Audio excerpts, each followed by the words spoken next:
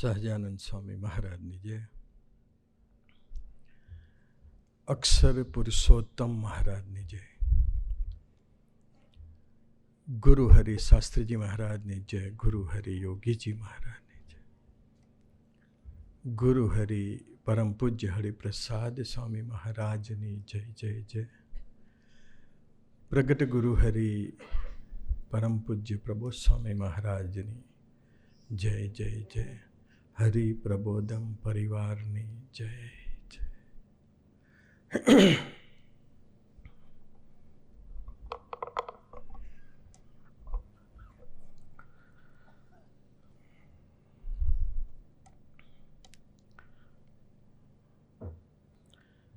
ભગવાને આપણને કરુણાએ કરીને સેવા આપી છે.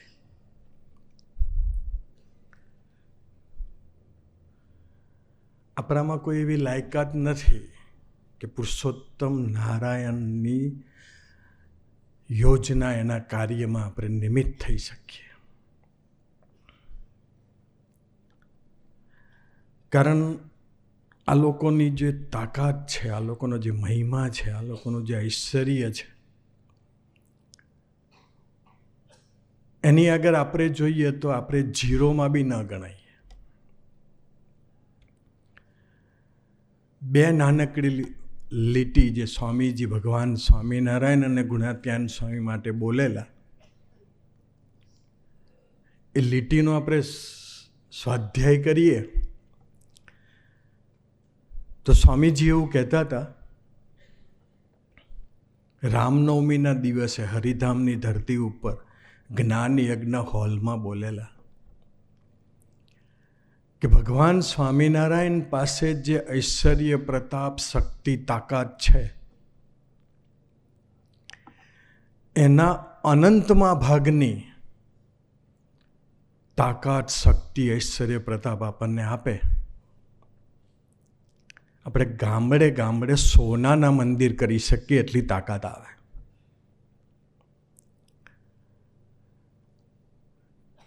તો એ પ્રભુએ આપણને કરુણાએ કરીને નિમિત્ત બનાવ્યા. કારણ આપણે આપણા પ્રદેશમાં કદાચ નાનકડું સેન્ટર બનાવવું હોય તો બી નાકે દમ આવે. આ તો સોનાના મંદિરો, અને તે બી ગામડે ગામડે. તો ઓરિજિનલ મહારાજનું જે આ યુગ કાર્ય છે, એની અંદર આપણે શું થઈ શકીએ? આપણે શું લાયકાત, આપણી શું તાકાત? કાંઈ નહીં. પ્રબોધ સ્વામીજી આ સૂત્ર આપીને એવું કીધું કે આપણે આળસુ નથી થવું. ભલે જે કોઈ નાની મોટી સેવા હોય. ગુણાત્યાન સ્વામીની વાત કરતા સ્વામીજી એવું બોલેલા કે ગુણાત્યાન સ્વામી પાસે જે તાકાત ઐશ્વર્ય પ્રતાપ રિદ્ધિ સિદ્ધિ છે, એના અનંતમાં ભાગની આપણને આપે તો અનંત બ્રહ્માંડની ઉત્પત્તિ સ્થિતિને પ્રલય કરવાની તાકાત આવી જાય આપણામાં. કેટલી તાકાત હશે? આપણે ખાલી આપણા મંડળમાં એક સભાનું સેન્ટર વધારવું હોય તો આપણને પછીનો પડી જાય. આ તો અનંત બ્રહ્માંડની ઉત્પત્તિ સ્થિતિ અને પ્રલય કરવાની તાકાત એ પુરુષોએ આપણને સેવા કરુણાએ કરીને આપી છે. ભગવાન સ્વામિનારાયણે બી પ્રથમના 76ના વચનામૃતમાં કહ્યું છે કે ક્રોધી, ઈર્ષાવાળો, કપટી અને માની એ 4 પ્રકારના જે મનુષ્ય છે, તે જો હરિભક્ત હોય તો પણ તે અમને બને નહીં.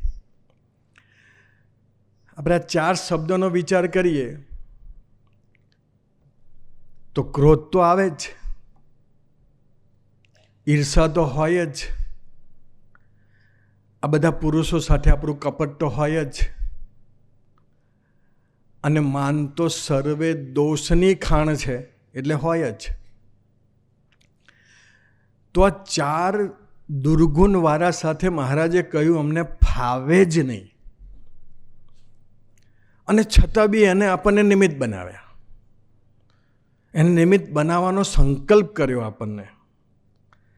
અને પછી ભગવાન સ્વામિનારાયણે આગળ કહ્યું કે કામીનો તો અમારે કોઈ કારે વિશ્વાસ જ નથી. જે સત્સંગી છે, અને કામી તો સત્સંગમાં હોય તો પણ વિમુખ જેવો છે.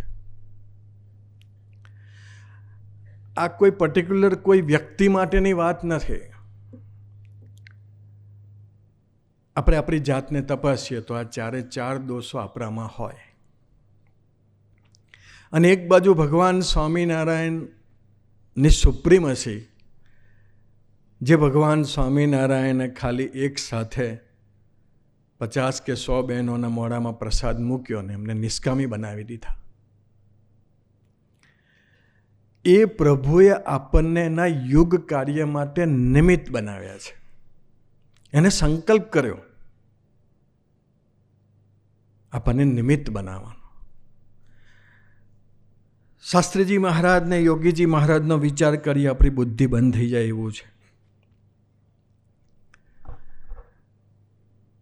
શાસ્ત્રીજી મહારાજ એવું કહેતા કે આફ્રિકાના જંગલમાં ભૂલે ચૂકે કોઈ શાસ્ત્રીજી મહારાજનું નામ લે તો એની 184 અમે ઉડાડી દેતા. એટલી તાકાત. મારા સંબંધમાં જે આવે એનો પુણ્યનો સરવાળો હું ન કરી શકું એટલી શાસ્ત્રીજી મહારાજ એટલે સ્વામીજી કહેતા એ જ પુરુષોત્તમ નારાયણ. હજુ જેને મેથ શોધ્યું એ ગણતરી ન કરી શકે તો બરાબર છે, પણ આ તો સ્વયં પુરુષોત્તમ નારાયણ એના સંબંધવાળાની ગણતરી ન કરી શકે. આ પુરુષોનો વિચાર કરીએ તો બીજી બાજુ એને આપણા માટે શું નથી કર્યું એનો થોડોક સ્વાધ્યાય કરીને આપણે મૂળ વાત પર આવીએ. શાસ્ત્રીજી મહારાજ કહેતા કે વડતાલ મંદિરમાંથી બહાર નીકળ્યા પછી અમારે તો સાધુનો માર્ગ છે. શાસ્ત્રીજી મહારાજના ઉદ્ગારો વડતાલ મંદિરમાંથી બહાર નીકળ્યા પછીના જે એમના ઉદ્ગારો છે એ અમારે તો સાધુનો માર્ગ છે. અપમાન અને તિરસ્કાર સહન કરવા એ અમારો માર્ગ છે. અમારે તો ગામડે ગામડે ફરી જોરી માગી સત્સંગ કરાવવો છે. પૂર્ણ પુરુષોત્તમ નારાયણ જે જીવને કંઈક થોડુંક આપે ને ત્યાં એ સોનાના મંદિરો કરી નાખે, એ શાસ્ત્રીજી મહારાજ ને યોગીજી મહારાજે જોડી માગી માગીને મંદિરો કર્યા. હમણાં થોડાક દિવસ પછી હવે જોડીની સેવા આવશે. આપણામાંથી ઘણા એવા હશે કે જેને કે હવે હું જોડીમાં નહીં નીકળતો. ભાઈ નીકળે છે બધા કાર્યકર્તાઓ. શાસ્ત્રીજી મહારાજ ને યોગીજી મહારાજ જો ગામડે ગામડે જોડી માગી હોય, આપણને જોડી માગવા જવામાં શું તકલીફ પડે? આપણી સોસાયટીમાં આપણે માગવાનું હોય, આપણા ગામમાં માગવાનું હોય તો પણ આપણી આળસ આપણને માગવા નથી દેતી. શાસ્ત્રીજી મહારાજે કહ્યું,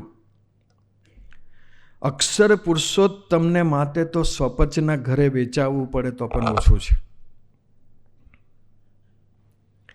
મારી જોડીમાં જેનો જેનો અનાજનો કણ આવશે એ તમામને મારે અક્ષરધામમાં લઈ જવા છે. આ શાસ્ત્રીજી મહારાજના શબ્દો છે. જોડીના દાનમાંથી વડતાલ છોડ્યાના માત્ર 1.5 વર્ષમાં આપણને પેલી મહિમાની વાત ગમે, પણ સામે આ વર્તવાનું આવે ને તો આપણને ન સેટ થાય. જોડીના દાનમાંથી વડતાલ છોડ્યાના માત્ર 1.5 વર્ષમાં બોચાસન મંદિરમાં મૂર્તિ પ્રતિષ્ઠા કરી દીધી હતી. એ શાસ્ત્રીજી મહારાજ 1.5 વર્ષ જોડી માગીએ, ચાલો આપણે આપણી સભાનું હોય સીધું ના નીકળે. શાસ્ત્રીજી મહારાજે 1.5 વર્ષની અંદર એ બોચાસન મંદિરનું કામ શરૂ કરી દીધું હશે. એ આપણને એવું કહે છે કે આપણે આળસુ નથી થવું. ભિક્ષા માગીને ખાવું એ કોઈ પણ ગૌરવશાળી અને ખાનદાન વ્યક્તિ માટે શરમજનક છે. કોઈને બી. અમારા એક કાર્યકર્તા છે, એ કાર્યકર્તા એવું કહેતા હતા કે મને અક્ષરપત્રીમાં મને ન ફાવે, પણ જો કોઈ સમયનું ઇન્વિટેશન આપવાનું હોય તો કહેજો, હું ઘરે ઘરે જઈશ. કેમ કે સાત્વિક પ્રવૃત્તિ, ઇન્વિટેશન આપવાનું, આવજો સમયમાં, કાર્ડ આપવાનું, ચા પીને બહાર નીકળવાનું. અમારે એક સુરતમાં એક દીકરો છે,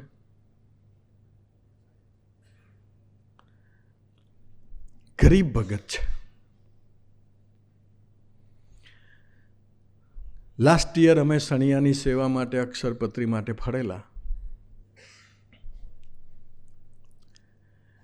ગરીબ એટલો કે એની સ્લીપરની પટ્ટી અથવા તો સ્લીપર પહેરીને એ વ્યક્તિ ફરે એવું. એ અક્ષરપત્રી માટે ગયો તો વરસાદ ચાલુ હતો. વરસાદમાં સ્લીપરની પટ્ટી તૂટી. એને ગમે તેથી નહીં, ઘણા આપણે કંઠીમાં હો સેફ્ટી પિન મૂકી રાખતા હોય, એને સેફ્ટી પિન કાઢીને એને સ્લીપરની પટ્ટી ને સેફ્ટી પિન મારી. બાજુમાં વડીલ ત્યાં બેઠા બેઠા જોતા હતા. એને કીધું કે ઓ ભગત, અહીંયા શું કરો? તો કે અમારું સણિયામાં સેન્ટર બને છે ને એના માટે અક્ષરપત્રી લઈને ઘરે ઘરે નીકળીએ છીએ, બધા સેવા આપે. ઓ ભગત, બંધ કરો, આ તમારા સ્લીપરનું કરો. સ્લીપરનું તો ઠેકાણું નહીં, તમારા વ્યવહારનું તો ઠેકાણું નહીં. એ હરિભગતની 10 મિનિટ ફાયરિંગ સાંભળ્યા પછી આપણો જે યુવક હતો, પહેલું તો સ્વામીજી વ્યવહારિક તંત્ર ના હોય ને સારું, એટલે આપણને ભગવાનના યોગ કાર્યમાં નિમિત્ત થવાનો સંકલ્પ જ ના ઉઠે. આપણને એવું થાય કે મારું ના કરું. પણ જે લોકોએ મહારાજનું કર્યું છે ને એને પોતાનું કરવું નહીં પડ્યું.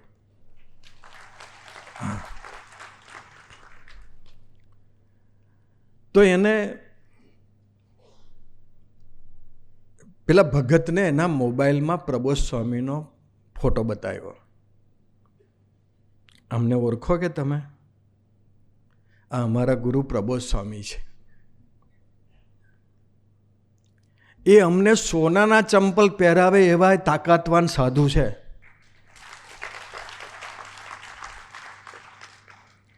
પણ કે આ તો મને દાસના દાસ બનાવવાના છે ને એટલા માટે હું રાખ્યો છું. તમારે સેવા આપી હોય તો આપો, બાકી બોલવાનું બંધ કરો. તે કાકા એની નિષ્ઠા જોઈને એવું કીધું, ક્યારે અમારા સત્સંગીમાં આવી તો નિષ્ઠા નહીં. ઘરમાં બોલાવીને 1000 રૂપિયાની સેવા આલી. તો એ જે વાત છે, જનરલી આપણી આળસ આર્થિક તંત્ર સાથે કનેક્ટેડ હોય, સામાજિક તંત્ર સાથે કનેક્ટ હોય. ભગવાન આપણું તંત્ર ન ગોઠવે એટલે સત્સંગમાંથી થોડા ઉદાસ થઈ ગયા.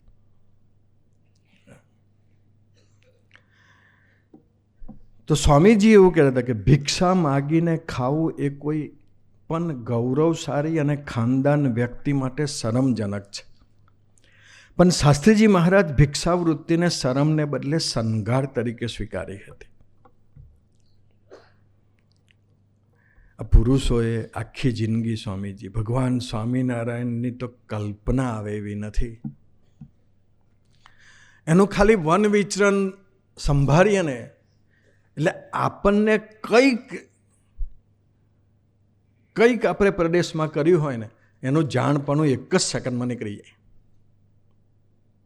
ખરેખર સ્વામીજી કોઈ કવિ માટે બોલતા હતા, કદાચ મને બહુ એક્ઝેક્ટ અત્યારે યાદ નથી, કવિ તો નહીં પણ કોઈક સંત માટે, કે તમે આ કવિતા ક્યારે લખી એમ.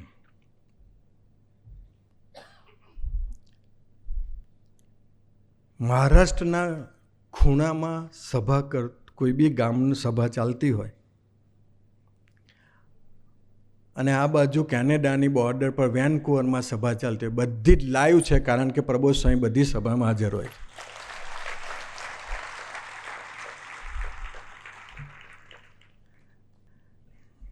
તો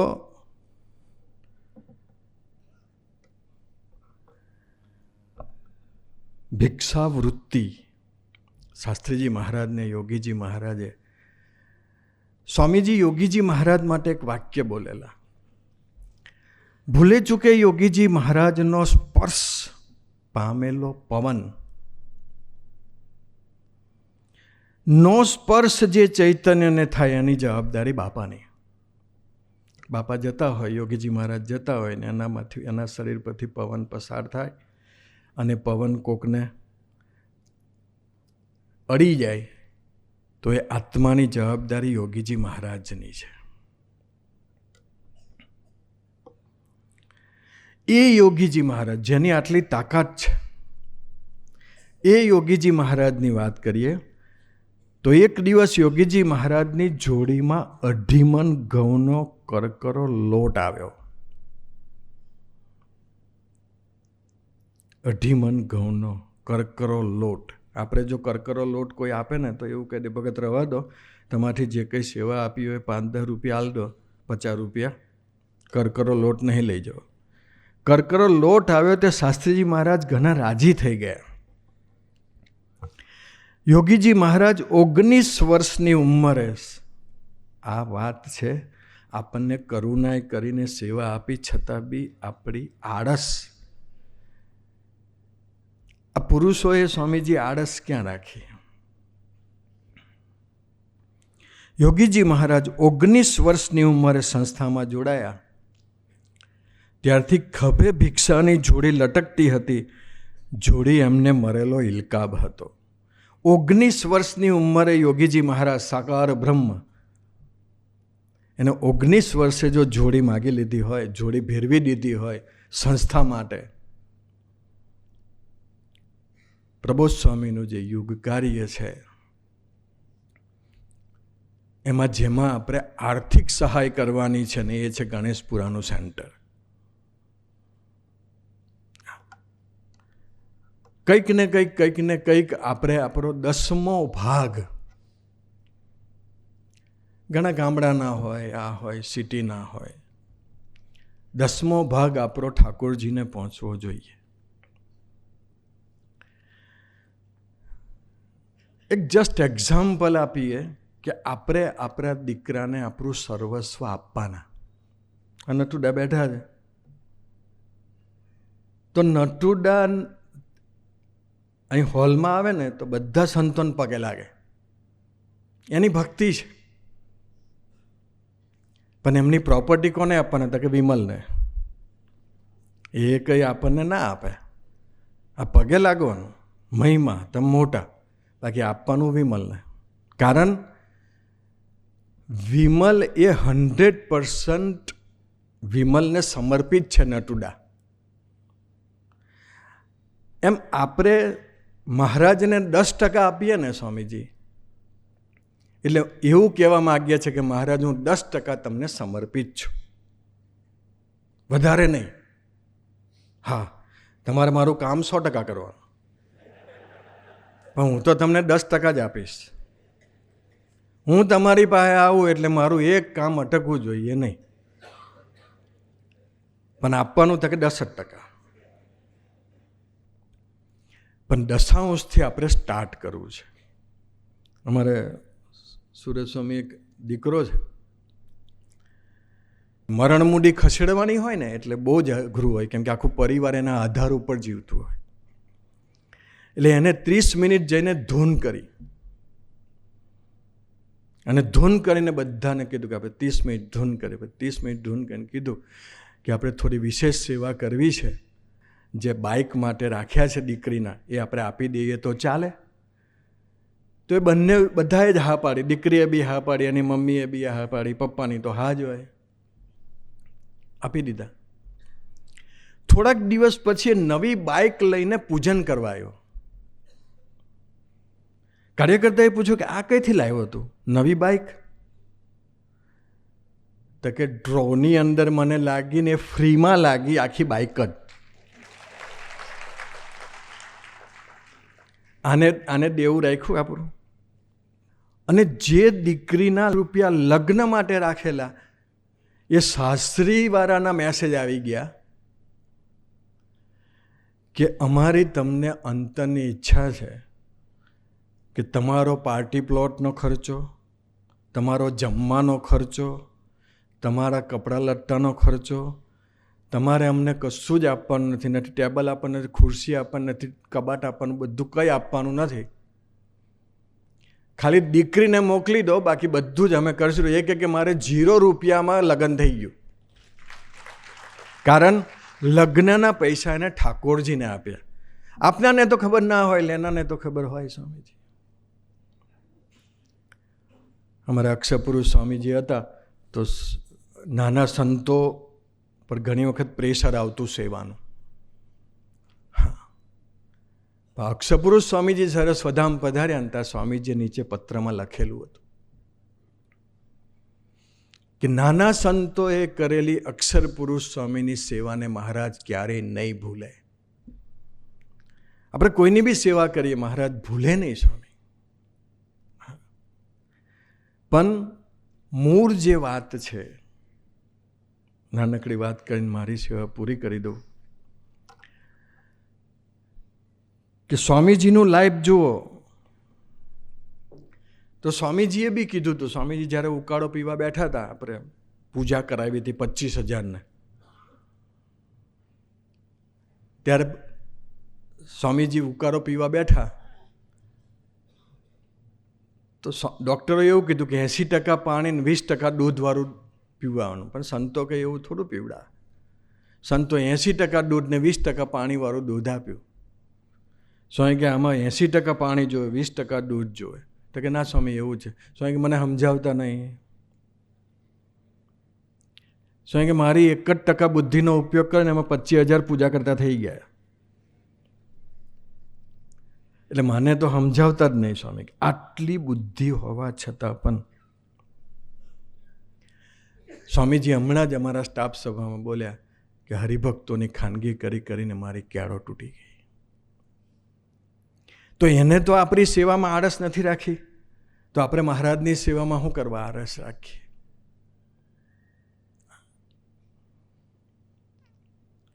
નિષ્કામભાઈએ તો સરસ જ બોમ્બેનો રિપોર્ટ આપ્યો. પણ મારે એક કામ હતું, એઆઈની એની અંદર જોબમાં એક દીકરીને લગાડવાની એટલે મેં ફોન કર્યો. 2 દિવસ પછી ગુરુવારે તો અહીં પધારી ગયા. મેં નિષ્કામભાઈને ફોન કર્યો. નિષ્કામભાઈ ધીમે રહીને બોલ્યા. મને કે બોલો સ્વામી. હું કહું આરામમાં છે? તો કે ના આરામમાં નથી ગયા. તો હું કહું કે ધીમા બોલો છો બીમા? 48 કલાકથી હજુ થાક ઉતર્યો નહીં. તો નિષ્કામભાઈની ઉંમર 50 વર્ષ છે, ગુરુહરિની ઉંમર 72-73 વર્ષની ઉંમર છે. તો નિષ્કામભાઈને 50 વર્ષની ઉંમરે આટલો થાક લાગ્યો, તો અમને કેટલો લાગ્યો હશે? તો એમને તો કોઈ દિવસ આપણી સેવામાં આળસ નથી રાખી. આપણે જ્યાં પધરામણી ગોઠવી ત્યાં જઈએ છીએ, જ્યાં ખાનગી કરવા આવીએ ત્યાં જ કરીએ છીએ. તો આપણે એમના સેવકો છીએ, તો આપણને બી આળસ કરવાનો અધિકાર નથી. જેમ નિષ્ઠાની બી જરૂર છે, વિકાસ અને ચિકાસની બી જરૂર છે. સ્વામીજી બોલેલા, લખેલું છે, ચિકાસ પ્રગટાવવા માટે 3 વસ્તુ જરૂરી છે. 1, 3 ગ્રંથમાં ડૂબવાનું. 2, 30 મિનિટ નિર્વિકલ્પ અને ભજન. અને 3, અરસપરસની આત્મીયતા. આ 3 વસ્તુ કરીશું તો સ્વામી કે વિકાસ અને ચિકાસ બંને થશે. સ્વામીજીએ પત્રમાં લખીને મોકલેલું. તો વિકાસની બી જરૂર છે, ચિકાસની બી જરૂર છે, નિષ્ઠાની બી જરૂર છે, કથા વાર્તાની બી જરૂર છે, ભજનની બી જરૂર છે, અને એટલી જ જરૂર છે સમર્પણની પણ. આર્થિક સમર્પણ, દેહનું સમર્પણ. મહારાજે કહ્યું અમને કામી પુરુષ ગમતા નથી, અમને એની સેવા ગમતી નથી. તો ભગવાન સ્વામીને એને કરુણા શું વરસાવી?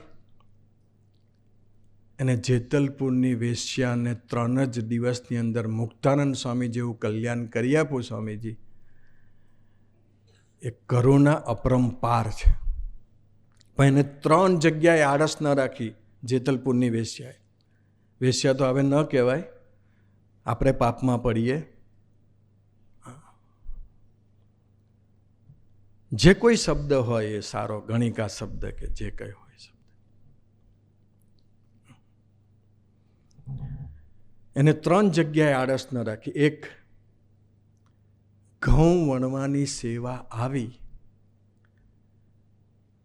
તો એને સામેથી એ સંકલ્પ કરીને ઘઉં લેવા માટે એને પ્રયત્ન કર્યો.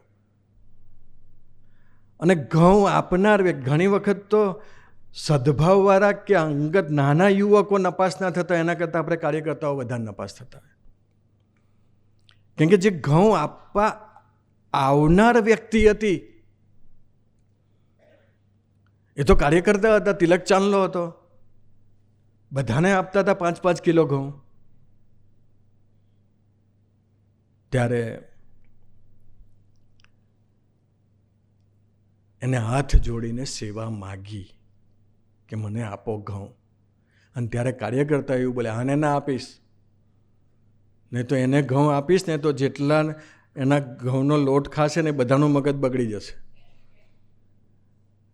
આટલું અપમાન થવા છતાં પણ એને સ્કીપ ના કર્યું કે ચાલો હવે છોડો ને ભાઈ, આવે લોકોને પડી નહીં, આપણને હું એમ.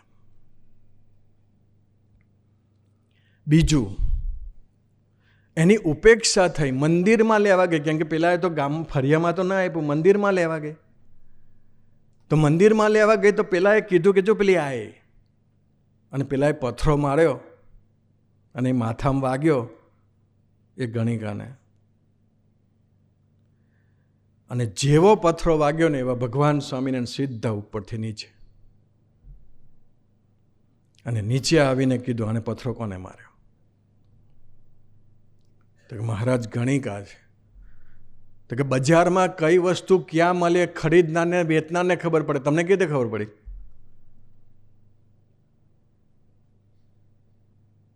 આપી દો કે કહું.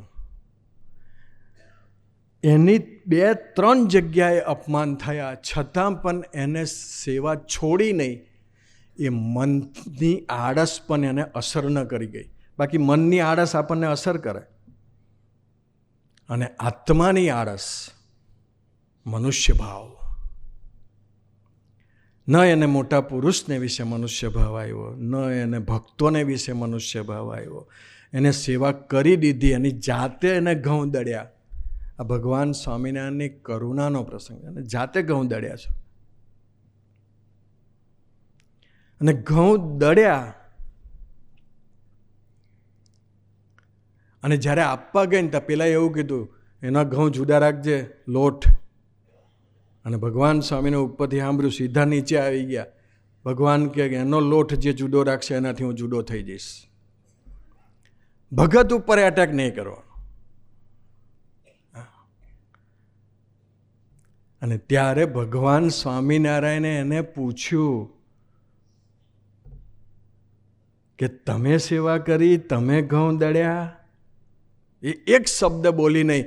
મહારાજની ને એની આંખથી આંખ વાત થઈ ગઈ. એને મહારાજના ચરણારવિંદમાં મસ્તક મૂક્યું, અને મસ્તક મૂકી અને આંસુથી ભગવાનના ચરણારવિંદને ધોયા. અને ત્યાં મહારાજ એક જ વાક્ય બોલ્યા, જાઓ તારે આજથી મુક્તાનંદ સ્વામી જેવું કલ્યાણ. એટલીસ્ટ પ્રબોધ સ્વામી એટલું તો કહે કે જાઓ ભક્તિપ્રિય સ્વામી જેવું કલ્યાણ, જાઓ સુરજ સ્વામી જેવું કલ્યાણ, જાઓ મૈત્રી સ્વામી જેવું કલ્યાણ, જાઓ તમારા પ્રાદેશિક સંત જેવું કલ્યાણ. આટલું તો પ્રબોધ સ્વામીજીએ બોલાવવું જોઈએ. એ બોલે, અને એના માટે આળસ મૂકવી પડશે. દેહની આળસ બી મૂકવી પડશે, મનની આળસ બી મૂકવી પડશે, અને આત્માની આળસ, એ મનુષ્ય ભાવ, એના થકી અમારી રક્ષા કરજો. આપે કરો ને અમે અમારી કોઈ લાયકાત જ નથી. અમે અમારા તંત્ર બાજુ જોઈએ ને, ખાનગી વાત તો એ છે કે સ્વામીજી અમે અમારા તંત્ર બાજુ જોઈએ ને તો અમારા પપ્પા મમ્મી અમને કામ ના આપે કે સેવા ના આપે. મિસિસ બી આપણને આપણું કામ ના આપે. અમે અમારા સાત્વિક ઈગોમાં રાજા ના કરીએ. આ વખતે કેનેડા જવાનું થયું. મેં પ્રયત્ન ખૂબ કર્યા, ન કર્યા એવું નથી. હું સુરેશભાઈ પેલી વાત કહેતો, પેલા એમને પુસ્તક લખ્યું. હવે કોને લખ્યું? કંઈક કૃષ્ણ ભગવાનના કોઈક ઉપાસકે પુસ્તક લખ્યું. પેલા કોકે પૂછ્યું કે તમે આટલું સારું પુસ્તક લખ્યું? તો કે જબ જબ મેં હટ જાતા થા તબ તબ કવિતા ઘટ જાતી થી. આપણે ઘણી વખત તો ખસી ગયા ને તો બી સારું કામ થાય. હા, એક જણાએ કીધું કે હું ના હોત તો ઘણું સારું થાત.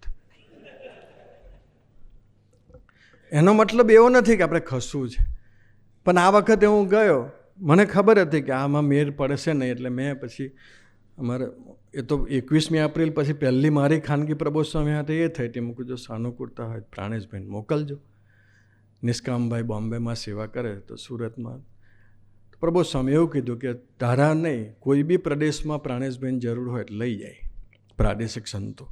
એટલે ત્યાં કરે છે. તો મેં પ્રાણેશભાઈને કીધું, ભરતસિંહને કીધું, રાકેશભાઈને કીધું, નરેશભાઈને કીધું. મૂકું ભાઈ હવે તમે યુવા પ્રવૃત્તિ સંભાળો. ન સંભાળવી એવું નથી. મૂકું જ્યાં જરૂર પડશે ત્યાં અમે મદદમાં છીએ, પણ મેં કીધું તમે એક કરો. તો એ લોકોએ સેવા ચાલુ કરી. જબ જબ મેં હટ જાતા થા તબ તબ કવિતા ઘટ જાતી થી. હું 1.5 મહિના પછી જ્યારે કેનેડાથી આવ્યો ત્યારે સુરતમાં નવી 60 સભાઓ શરૂ થઈ ગઈ, યુવકોની, બાળકોની. એ લોકોએ મહારાજને સંભાળીને સેવા ચાલુ કરીને થઈ. હું એવું નથી કહેતો કે આપણે વચ્ચેથી ખસી જવું છે, પણ જે નિષ્કામભાઈએ કહ્યું એમ કાર્યકર્તાઓને આપણે આગળ કરીએ. પ્રબોધસ્વામીના ચરણમાં એટલી પ્રાર્થના, આપ કરુણાએ કરીને અમને સેવા આપો છો, અને કરુણાએ કરીને, બાકી તો આપ ધારો એ પેલા મયુર મોટાને કહી દીધું હોય કે 200 સભાના સેન્ટર કરવાનો છું, ત્યાં તેમાં નિમિત્ત થવાનું છે. એમાં ક્યાં સ્વામીજી આપણે એ બધું જ કરવાના છે. બસ અમે અમારી આળસ છોડીએ, અને આળસ દેહની બી છોડીએ, મનની બી છોડીએ, સાત્વિક આળસ બી છોડીએ. સાત્વિક આળસ એટલે સેવા ટાઈમે સેવા, ભજન ટાઈમે ભજન, કથા વાર્તા ટાઈમે કથા વાર્તા. એ ન થાય એ સાત્વિક આળસ. અમારે ઘણી વખત મેસેજ મુકાય, શાકભાજીમાં આવો. અમારે રોજ મુકાય સ્વીકૃત. તે એક જણ જતા હતા, મેં કીધું ક્યાં જાય? મૂકું શાકભાજીમાં, ચાલો વધારે છે આજે. તો કે સભા ધૂનનો ટાઈમ છે. એ સાત્વિક આળસ. ધૂન તો પછી બી થાય, સેવા કરતાં કરતાં બી થાય, પણ બધામાં આપણે નિમિત્ત થવું છે. આળસ અમારો મૂળ સ્વભાવ છે, મૂળ વાસના છે, કારણ શરીર છે. એ કારણ શરીર પર પગ મૂકી અને તમારા યોગ કાર્યમાં અમે નિમિત્ત થઈએ. એ જ પ્રાર્થના. સહજાનંદ સ્વામી મહારાજની જય.